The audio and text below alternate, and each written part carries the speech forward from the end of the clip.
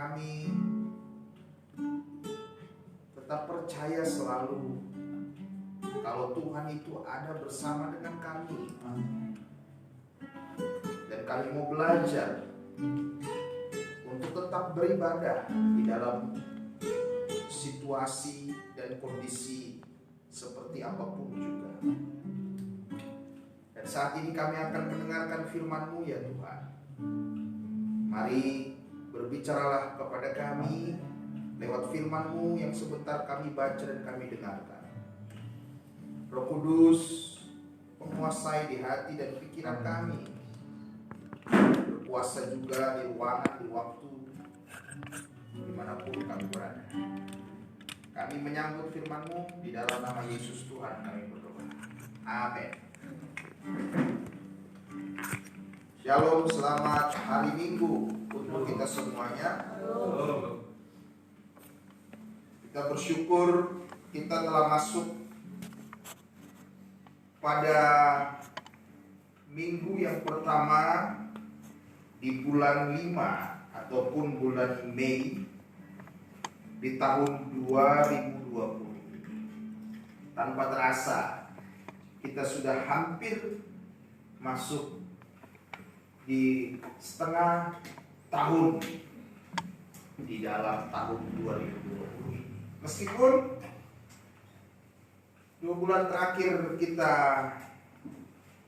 mungkin melewatinya, menjalaninya sampai saat ini dalam keadaan yang sulit situasinya, saudaraku yang dikasih Tuhan. Tetapi saya percaya penyertaan Tuhan itu seperti lagu yang diciptakan oleh hamba Tuhan Bapak Jonathan Prawira, bahwa penyertaan Tuhan itu sempurna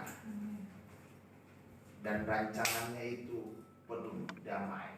Seperti firman Tuhan yang berkata bahwa rancangan Tuhan untuk kita itu rancangan yang penuh dengan damai sejahtera. Amin. Meskipun kesulitan yang sedang kita alami hari-hari ini, tetapi ini menjadi suatu sejarah dalam hidup kita. Bukan saja sejarah di bumi ini, tetapi di dalam diri kita masing-masing. Ini menjadi suatu sejarah yang kelak akan kita ceritakan kembali kepada banyak orang untuk saling berbagi, ataupun kepada keturunan-keturunan kita kelak di generasi-generasi berikutnya, bahwa apa yang sedang kita alami hari-hari ini dan bagaimana kita menjalaninya dan bagaimana kita melihat penyertaannya dalam kehidupan kita.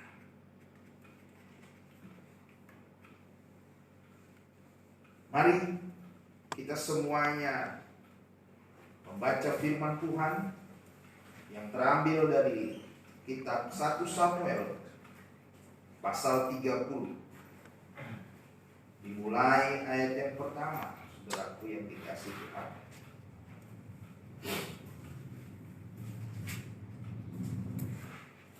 Satu Samuel 30, Ziklag terbakar, pembalasan Daud kepada orang Amalek. Mari kita jemaat Tuhan menyimak dengan baik ayat demi ayat yang akan saya bacakan ini. Dimulai dari ayat 1. Ketika Daud serta orang-orangnya sampai ke Ziklag pada hari yang ketiga, orang Amalek telah menyerbu tanah Negeb dan Ziklag. Ziklag telah dikalahkan oleh mereka dan dibakar habis. Perempuan-perempuan dan semua orang yang ada di sana, tua dan muda, telah ditawan mereka. Dengan tidak membunuh seorang pun, mereka menggiring sekaliannya, kemudian meneruskan perjalanan. Ketika Daud dan orang-orangnya sampai ke kota itu, tampaklah kota itu terbakar habis, dan istri mereka serta anak mereka yang laki-laki dan perempuan telah ditawan. Lalu menangislah Daud dan rakyat yang bersama-sama dengan dia. Yang bersama-sama dengan dia itu dengan nyaring, sampai mereka tidak kuat lagi menangis. Juga kedua istri Daud ditawan, yakni Ahinoam perempuan Israel dan Abigail bekas istri Nabal orang Karmel. Dan Daud sangat terjepit karena rakyat mengatakan hendak melempari dia dengan batu. Seluruh rakyat itu telah pedih hati, masing-masing karena anaknya laki-laki dan perempuan. Tetapi Daud menguatkan kepercayaannya kepada Tuhan Allahnya. Lalu Daud memberi perintah kepada Imam Abiatar bin Ahimelek, bawalah efod itu kepadaku. Maka Abiatar membawa efod itu kepada Daud. Kemudian bertanyalah Daud kepada Tuhan. Katanya, haruskah aku mengejar gerombolan itu? Akan dapatkah mereka kususul? Dan ia berfirman kepadanya, kejarlah, sebab sesungguhnya engkau akan dapat menyusul mereka dan melepaskan para tawanan. Lalu pergilah Daud beserta ke-600 orang yang bersama-sama dengan dia. Dan sampailah mereka ke sungai Besor. Sementara orang-orang yang mau tinggal di belakang berhenti di sana. Maka Daud melanjutkan pengejaran itu beserta 400 orang. 200 orang yang terlalu lelah untuk menyeberangi sungai Besor itu berhenti di sana. Saya baca langsung ke ayat 17. Dan pada keesokan harinya Daud menghancurkan mereka dari pagi-pagi buta sampai matahari terbenam. Tidak ada seorang pun dari mereka yang lolos, kecuali 400 orang muda yang melarikan diri dengan menunggang unta.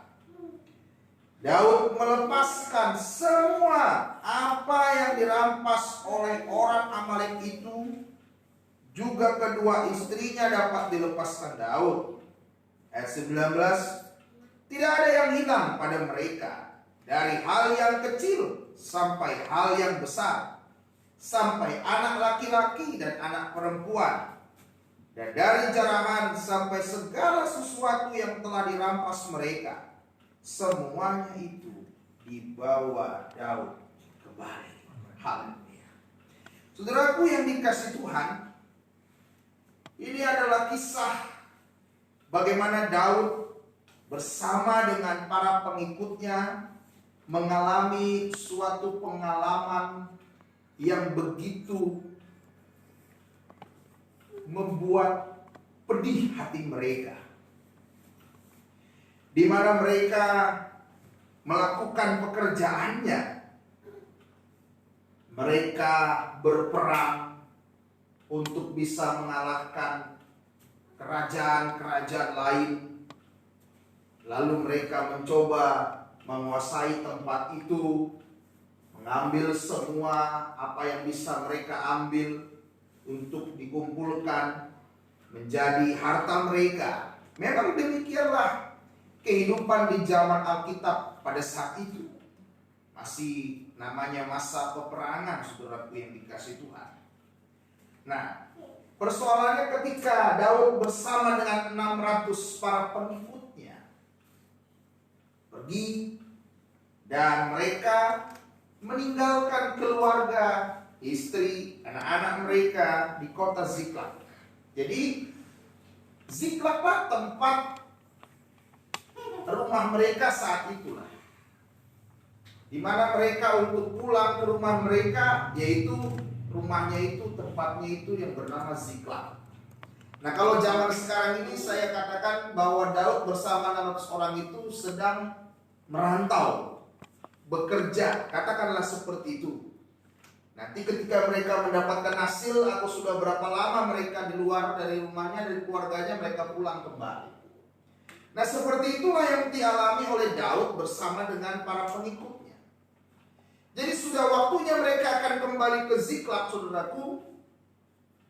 Mereka dalam perjalanan untuk menuju Ziklag, tentu sudah begitu banyak yang dibayangkan oleh mereka, termasuk Daud dan para pengikutnya. Mereka sudah membayangkan bertemu dengan istrinya, mereka membayangkan bertemu dengan anak-anaknya, untuk melepaskan rindu yang sekian lama tidak bisa bertemu. Kalau zaman sekarang ini, jauh posisi kita masih bisa terasa dekat. Masih bisa kita lakukan video call dengan berbagai aplikasi. Tidak hanya WhatsApp, bisa juga Messenger, dan lain sebagainya. Sehingga dimanapun orang berada, asalkan ada jaringan di tempat mereka, sejauh apapun, itu bisa terasa dekat. Kalau sekarang, termasuk ibadah secara online, seolah-olah dia ada bersama dengan kita, dan seolah-olah kita ada bersama-sama dengan dia, terasa dekat. Tetapi kalau zaman itu, zaman Daud pada saat itu belum ada. Jadi tentu mereka tidak bisa video call, kirim suratkah, atau zaman di tahun 90-an masih berlaku telegram kah? Tidak ada, saudaraku dikasih Tuhan.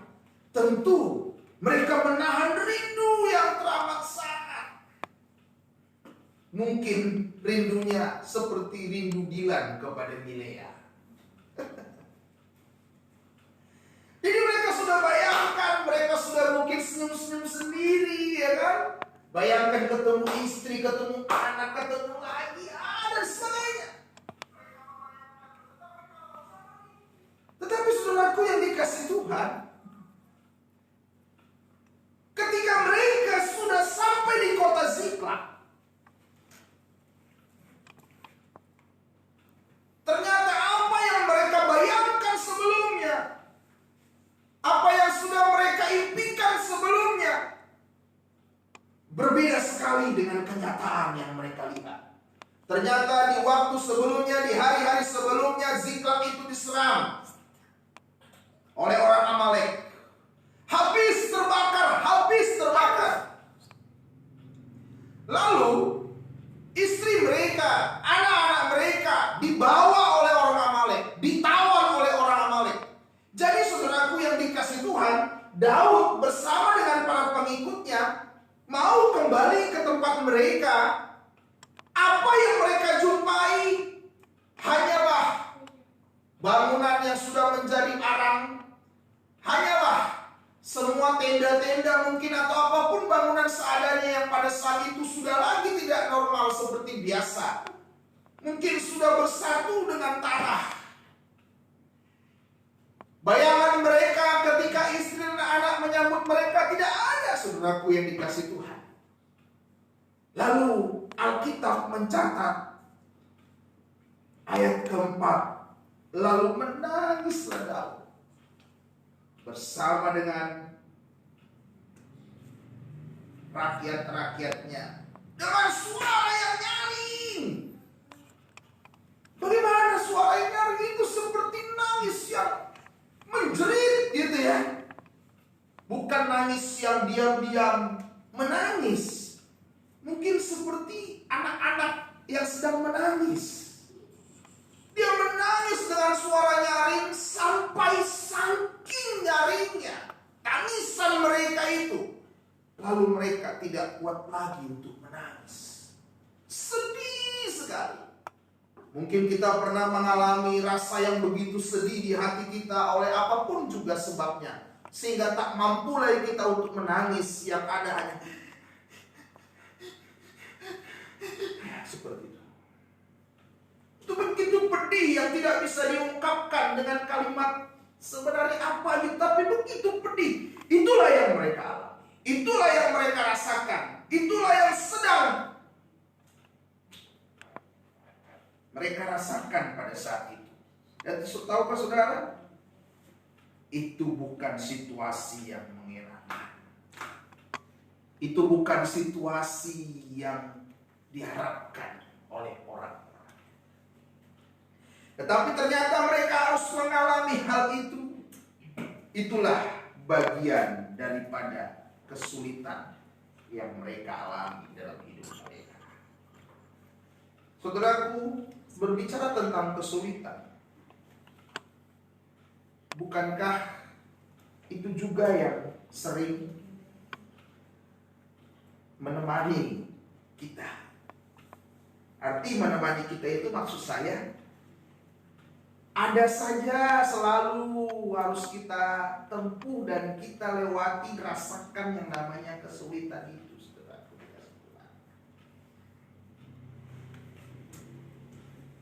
Selesai bulan April,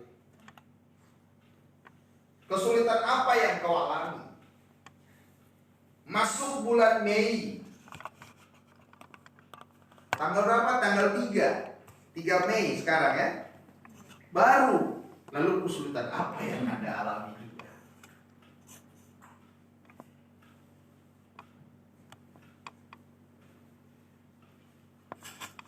Tidak sedikit orang yang akhirnya kalah dengan kesulitan yang dialami, saudaraku yang dikasih Tuhan. Tapi saya mau sampaikan pada hari ini lewat khotbah ini, saudaraku, sesuai dengan judul khotbah yang mau saya bawakan itu, kesulitan bukanlah lawan yang sepadan. Artinya apa? Bahwa kesulitan itu yang kita alami, seperti apapun bentuknya, seperti apapun yang kita rasakan, itu bukanlah lawan sepadan untuk kita, dengan arti bahwa kita pasti, ingat, pasti bisa menang melawan segala kesulitan itu. Karena kesulitan itu bukanlah lawan yang sepadan untuk kita. Katakan amin. Memang tidak enak rasanya, betul. Memang menyakitkan rasanya, benar. Daud sampai tidak kuat lagi menangis. Kita tidak menginginkan kesulitan itu, betul. Tetapi dalam kenyataan kehidupan yang kita jalani ini, seperti yang saya katakan tadi, sepertinya kesulitan itu kok ada selalu menemani kita. Ya memang itulah kehidupan yang harus kita jalani. Tetapi kita harus tahu dan menang. Kita harus bisa memegang teguh kepercayaan kita bahwa kesulitan itu bukanlah lawan yang sepadan untuk kita. Sehingga kita pasti bisa menang mengalami kesulitan. Memang penuh dengan perjuangan. Memang penuh dengan peluh. Memang penuh dengan menguras tenaga. Iya. Memang perlu pengorbanan, betul. Tetapi intinya kita pasti menang menghadapi kesulitan itu. Perhatikan saudaraku yang dikasih Tuhan, Daud tidak hanya kehilangan istri dan anak-anaknya, tetapi Daud di ayat yang ke-6, dan Daud sangat terjepit karena rakyat mengatakan hendak melempari dia dengan batu. Bayangkan saudaraku yang dikasih Tuhan, seorang pemimpin memiliki pasukan anggota 600 orang kurang lebih, yang selama ini apa yang diperintahkan Daud mereka ikut. Daud kasih perintah serang, mereka serang. Daud kasih perintah kita pulang, mereka pulang. Mereka taat semua kepada Daud. Tetapi ketika mereka menyaksikan keluarga mereka ditawan oleh orang Amalek, akhirnya mereka bersiap mengambil batu, mempersalahkan Daud, dan hendak melempari Daud dengan batu. Bayangkan saudaraku yang dikasih Tuhan, begitu terjepitnya yang Daud alami. Bukankah itu kesulitan yang double bagi Daud sebagai seorang pemimpin? Saudaraku yang dikasih Tuhan, inilah yang menjadi persoalan. Lihat perbedaan dari Daud dan para pengikutnya.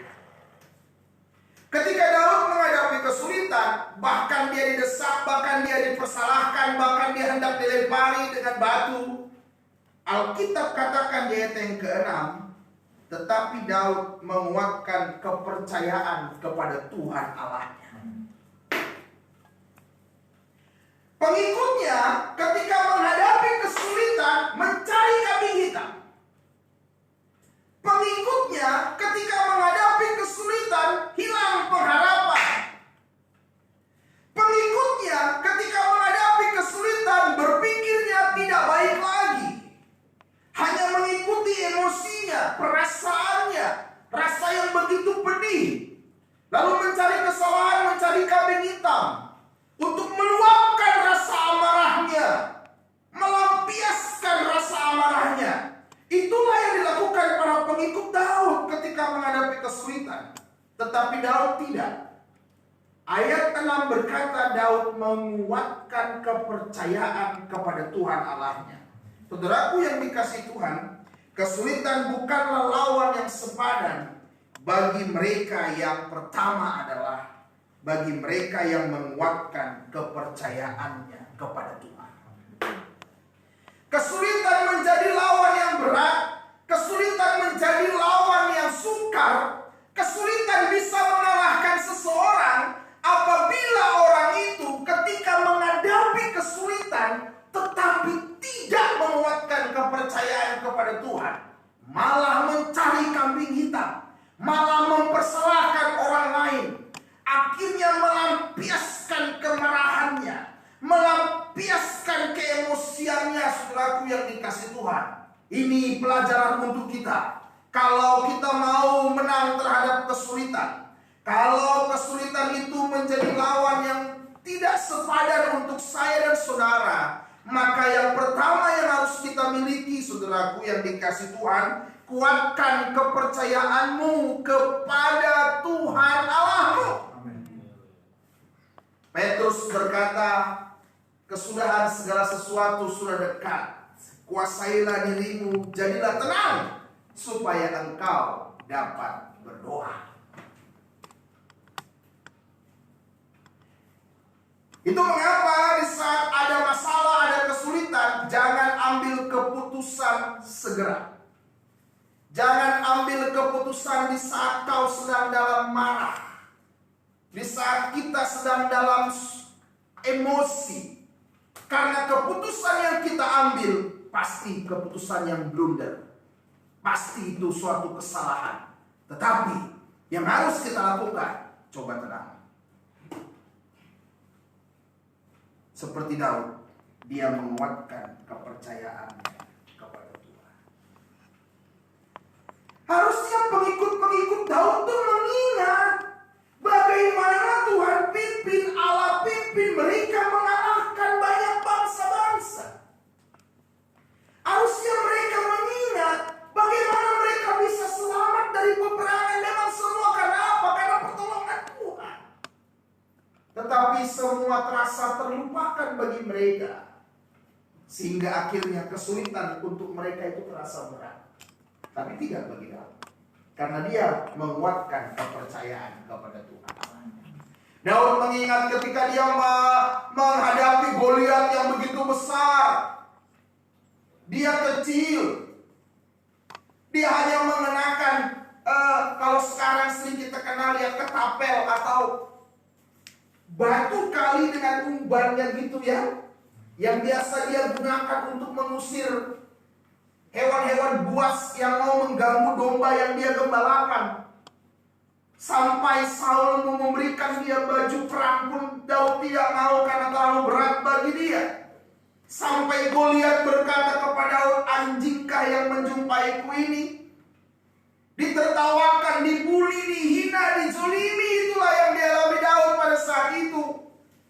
Orang lain tidak ada yang berani menghadapi kesulitan seperti Goliat itu.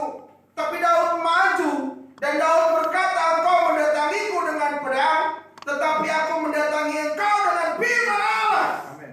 Akhirnya Daud mengalahkan di ronde yang pertama.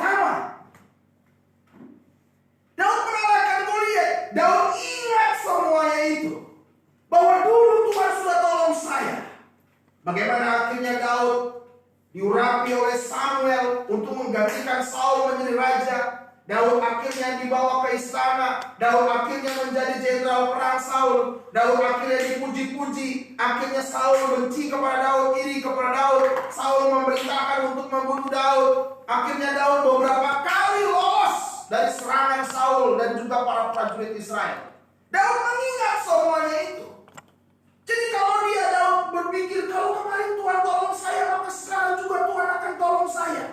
Dia menguatkan kepercayaannya kepada Tuhan Allahnya, saudaraku dikasih Tuhan. Sehingga akhirnya karena itu kesulitan menjadi lawan yang tidak sepadan buat Daud. Bagaimana dengan saya dan saudara?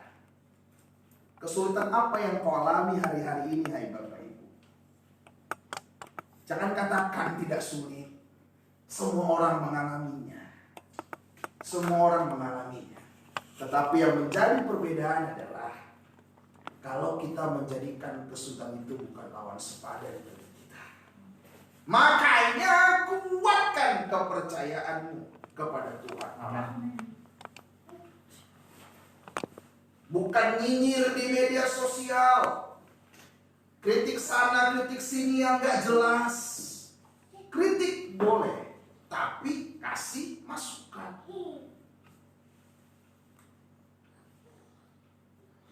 Bukan sibuk komplain sana, komplain sini. Mana ini bantuan, mana ini bantuan. Saya ajari kamu bahwa anak Tuhan tidak perlu seperti itu.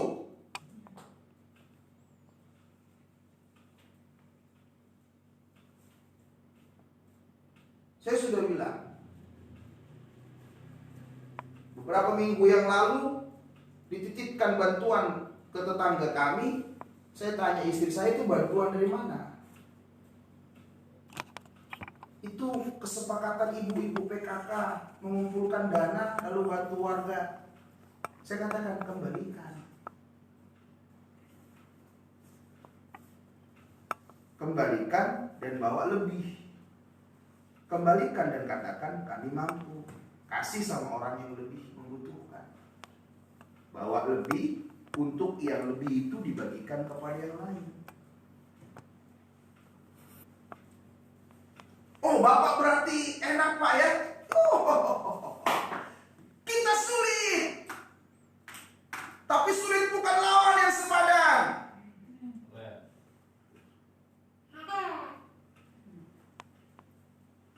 Kita juga krisis. Jangan bilang tidak krisis.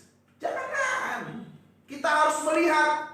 Tetapi kita tidak kalah dengan hal yang demikian. Karena kita mau belajar menguatkan kepercayaan kepada Tuhan. Tuhan pasti bela, Tuhan pasti tolong. Amin, saudaraku. Salah satu lirik lagu dari almarhum Pendeta Frans Simbolon, gembala sidang kami dulu di GB Hosiana. Bila pencobaan datang menggoda imanku, ku memandang salibmu Tuhan, ku memandang salibmu, ku memanggil namamu Tuhan, tolong hamba-Mu. Saya penasaran cari isi lagunya secara lengkap. Akhirnya beberapa tahun saya penasaran. Akhirnya dapat. Cuman saya lupa lagi bagaimana menyanyikannya sejak awal. Jemaat yang dikasih Tuhan, dengarkan baik. Kau kuatkan kepercayaan kepada Tuhan Allah. Jangan jadi jemaat yang mentalnya lemah. Jangan jadi jemaat yang mentalnya aduh mengapa ngeri sekali. Oh no, tidak. Apapun yang kita alami hari-hari ini, kesulitan bagaimanapun yang kita alami hari-hari ini, katakan dengan imanmu bahwa kesulitan itu bukan lawan yang sepadan buat saya. Amen. Memang saya berjuang, memang saya mengalami susah, betul. Memang penuh dengan perjuangan benar, tetapi kau punya iman bahwa kau berjalan bersama dengan Tuhan. Lalu Tuhan tahu apa apa yang isi hatimu. Lalu kau mengingat bagaimana pertolongan Tuhan kemarin, bulan lalu, tahun lalu dalam kehidupanmu. Maka hari ini juga Tuhan akan tolong kita. Kau tidak perlu pusingkan besok bagaimana. Besok juga Tuhan tolong kita. Kalau nanti nggak berakhir COVID-19 ini bagaimana? Tuhan akan tolong kita. Tuhan kita besar. Tuhan kita hebat. Tuhan kita maha kuasa. Kecil corona bagi Tuhan. Maka semua bisa berlalu. Kuatkan kepercayaan kepada Tuhan. Yang kedua, saudaraku yang dikasih Tuhan, ketika itu Daud memanggil Imam Abiatar bin Ahimelek. Dikatakan bawa baju efod itu kepada aku, ayat ke-7. Baju efod itu adalah baju di mana kebesaran daripada seseorang yang mau bertanya kepada Allah. Dia menggunakan baju efod itu. Lalu ayat ke-8 lihat. Kemudian bertanyalah Daud kepada Tuhan. Katanya, haruskah aku mengejar gerombolan itu? Pertanyaannya ini, betul-betul kalau saya membaca ini, salut sekali saya isi pertanyaan Daud ini kepada Tuhan. Haruskah aku kejar gerombolan itu? Ini bukan pertanyaan orang bodoh, tetapi ini pertanyaan seorang pribadi yang benar-benar berserah total sama Tuhan. Lihat isi pertanyaannya, kalimatnya. Haruskah ku kejar gerombolan itu? Maka ketika ada yang bertanya seperti itu, jawabannya hanya dua. Kejar dan tidak.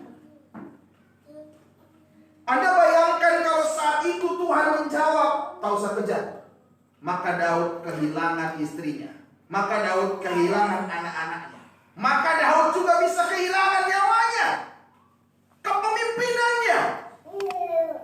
Tetapi memang Daud berserah sama Tuhan.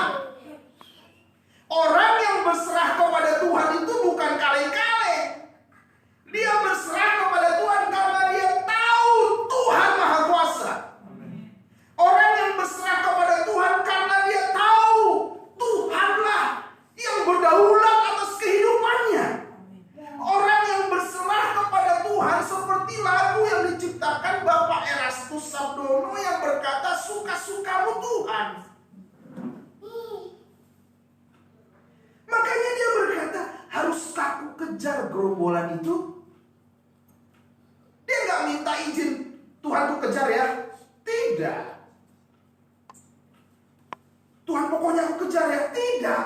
Tapi haruskah aku kejar gerombolan itu? Aduh, ini adalah yang menjadikan Daud menang menghadapi kesulitan. Jadi kesulitan bukanlah lawan yang sepadan bagi mereka yang kedua berserah kepada Tuhan.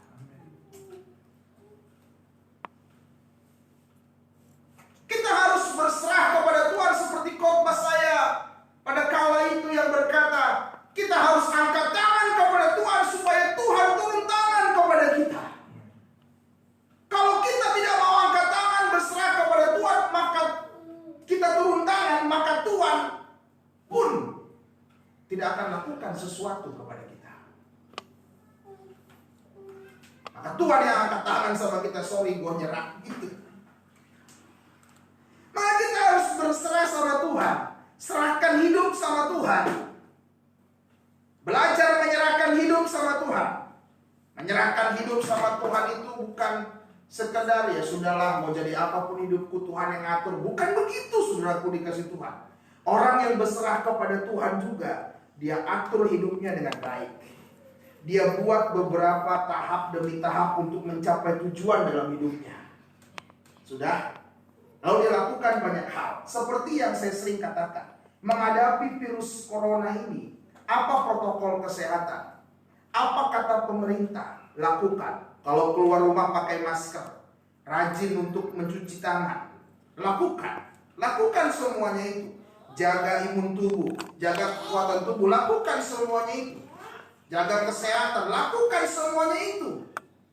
Tetapi terlebih dari segalanya, kau serahkan hidupmu sama Tuhan. Itu baru namanya berserah kepada Tuhan. Bukan juga sok menantang. Saya bahwa Tuhan sanggup menolong saya. Oke, bagus perkataanmu. Maka corona anti tidak akan menyentuh saya. Oh, aku bisa. Keluar tidak perlu pakai masker, tidak jaga badan. Kau salah. Itu bukan berserah sama Tuhan. Itu namanya menantang Tuhan. Tidak demikian, saudaraku yang dikasih Tuhan. Sama seperti ilustrasi di dalam satu daerah, saudaraku dikasih Tuhan. Ketika ada banjir besar, lalu banyak tim SAR datang untuk menolong. Dia berkata, tidak, aku percaya Tuhan akan tolong saya. Saya serahkan hidup saya kepada Tuhan. Dia tidak mau tim SAR untuk tolong dia. Semakin besar banjir itu, sampai melewati rumahnya. Datang helikopter dari atas untuk membantu dia. Tidak, saya percaya Tuhan tolong saya. Saya serahkan hidup saya sama Tuhan. Tidak mau juga. Matilah dia. Komplain dia. Kenapa saya tidak ditolong Tuhan? Padahal saya sudah menyerahkan kepada Tuhan. Tuhan yang berkata, kau bodoh. Berserah kepada Tuhan tidak seperti itu. Berserah kepada Tuhan itu memang kita serahkan hidup kita full sama Tuhan. Tetapi kita pakai otak kita untuk berpikir, untuk bisa hidup dengan baik, untuk bisa selamat dalam hidup ini seperti dalam banjir yang saya ceritakan tadi.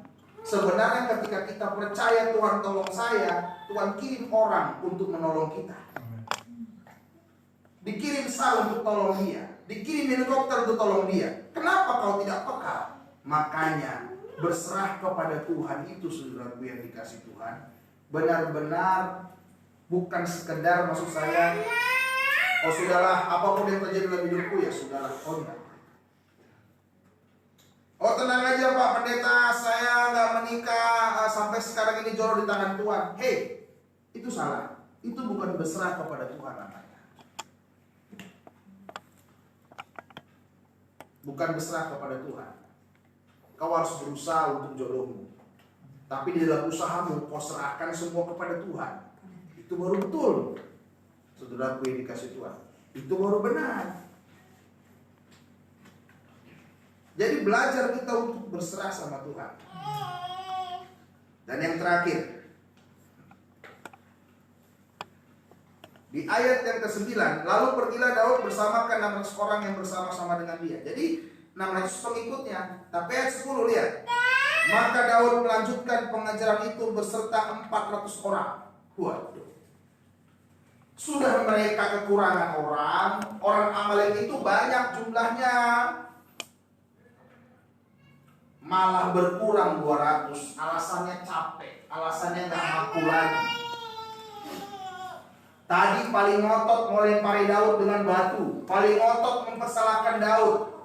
Giliran ketika mau ngejar orang Amalek, yang 200 itu menyerah. Jadi saya mau katakan, yang 200 yang menyerah ini adalah orang-orang yang kaleng-kaleng, mentalnya mental pecundang. Padahal anak istrinya itu ada ditawan oleh orang Amalek.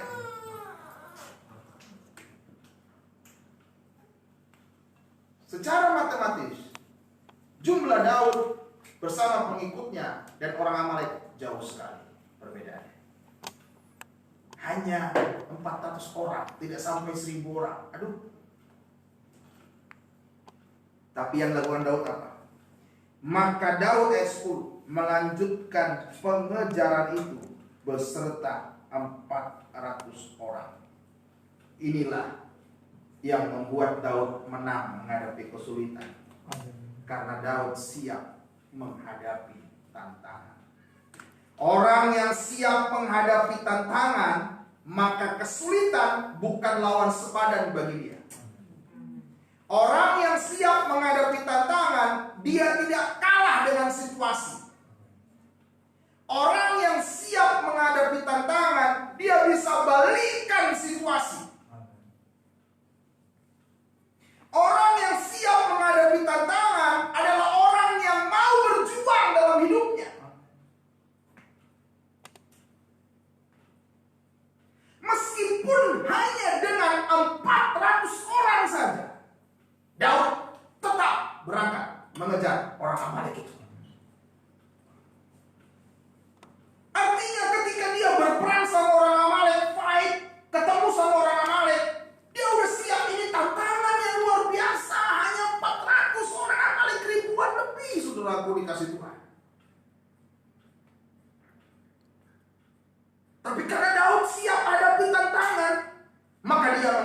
kemenangan. Maka kesulitan bukan lawan yang sepadan. Jangan takut terhadap tantangan. Jangan gentar terhadap tantangan. Kalau Bapak Pendeta Yakob Nahuai sering berkhotbah dan saya sering dengar baik secara langsung maupun di video, dia sering berkata dulu dalam khotbahnya itu, "Hei tantangan, di mana dadamu? Ini dadaku," katanya seperti itu. Jadi jangan kalah dengan tantangan, jangan menyerah dengan tantangan, jangan takut dengan tantangan seperti apapun tantangan itu. Semakin hari setiap tahun berganti, tantangan semakin datang, semakin baru terhadap kita. Mau bagaimana nanti anak kita ke depan, masa depan anak kita ke depan, tidak usah khawatir terhadap semuanya itu, saudaraku yang dikasih Tuhan.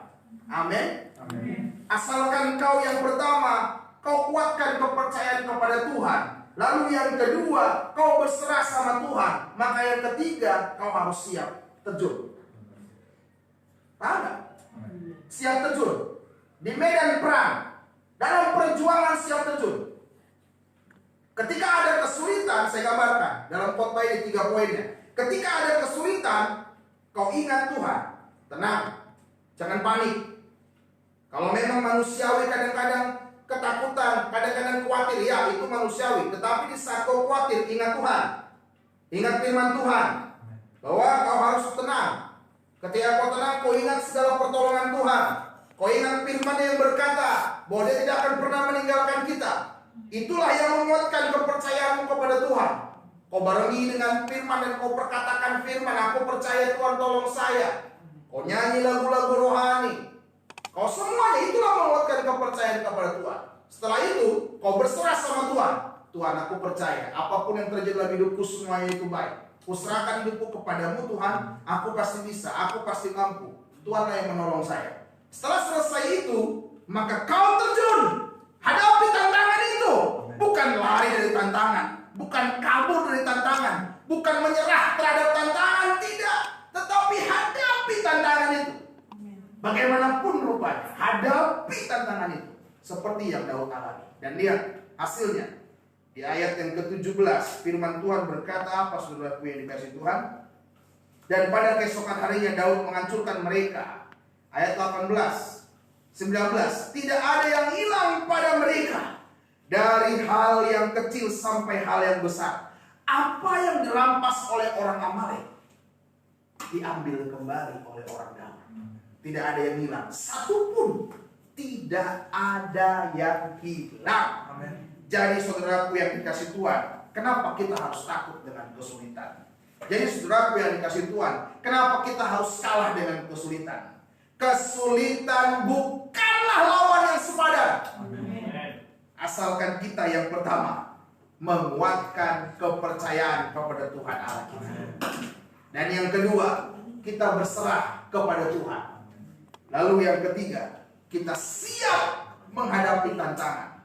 Tentu di atas segalanya itu Tuhan bersama dengan kita. Tuhan ada di pihak kita. Maka ketika Tuhan ada di pihak kita, siapa yang dapat menolong kita? Untuk itu jangan gentar, jangan lemah, jangan takut.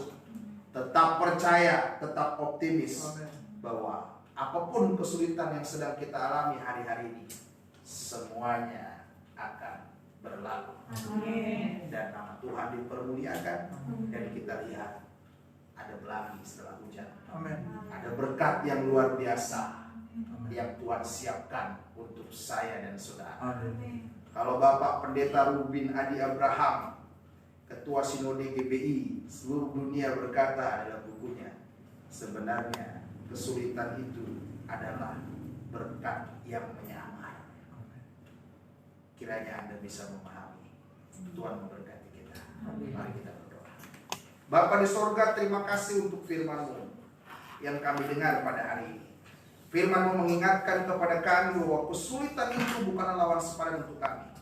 Untuk itu biarlah kami menjadi orang-orang yang selalu mau menguatkan kepercayaan kami kepada Tuhan. Kami mau menyerahkan hidup kami kepada Tuhan. Kami mau siap menghadapi tantangan seperti apapun itu juga. Dan semuanya bisa kami lakukan kalau kami ada bersama dengan Tuhan. Tuhan beri kekuatan kepada kami. Tuhan memberi kemampuan untuk kami menghadapi hari-hari yang sedang kami lalui dan kami lewati ini. Dan Tuhan memberkati setiap umat-Mu, sehingga semua tetap kuat, tetap tenang menghadapi apapun. Amin. Terima kasih untuk firman Allah yang kami dengar. Diberkatilah mereka yang mendengarkannya, di sini maupun dimanapun, di rumah mereka, dimanapun, apapun segala masalah mereka. Kiranya mereka menemukan jawaban yang tepat dari Tuhan. Kiranya mereka bertumbuh dewasa, bersikap dengan baik, mencerminkan anak Tuhan yang hebat itu, sehingga mereka mengandalkan Tuhan dalam kehidupan mereka. Terima kasih buat firman-Mu. Kami bersyukur atas segala-galanya. Bagimulah segala pujian, hormat, syukur kami. Di dalam nama Yesus Kristus Tuhan kami berdoa. Haleluya. Amin. Tuhan